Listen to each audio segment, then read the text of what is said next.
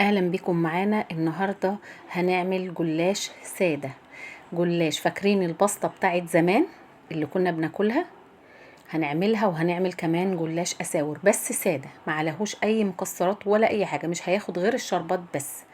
زي ما حضراتكم شايفين قسمتها 2 بالنص.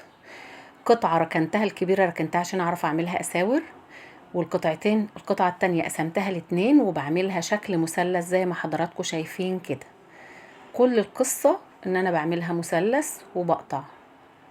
هخلص الكمية كلها مع بعض، اللي هي الجلاش البسطة بتاع زمان.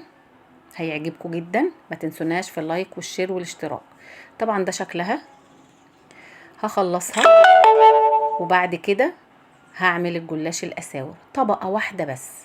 بدهن نص الورقة سمنة. طبعا هي كانت مهرية، ده جلاش شركات مش سايب زي اللي انا بجيبه، بس الحمد لله يعني اتعملت وكانت زي الفل.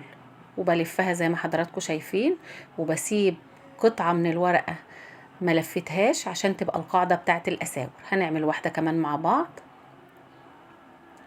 هندهن نص الورقة بس، وبطبق النص التاني اللي انا ما دهنتوش على اللي دهنته اهو زي ما حضراتكم شايفين. هنلف بقى. بعد ما هلف هسيب قطعة من الورق عشان تبقى القاعدة بتاعت الأساور، مش هلفها. ده منظر اللفة زي ما حضراتكم شايفين، انا بحاول اوريها لكم اهو. كده بقت تمام خالص. خلصنا الكمية كلها مع بعض. هندهنها سمنة، وبعد ما هشربها سمنة واخلصها هاخدها واروح بيها على الفرن. كده بقت تمام معايا وجاهزة. هسويها. ده الشكل النهائي، ما شاء الله ما خدتش وقت خالص. كانت لذيذة جدا رغم انها من غير مكسرات، ولادي كانوا طالبينها كده. بزود الشربات، كان لونها ذهبي تحفة، وكانت طعمة جدا اهو. نقدمها مع بعض.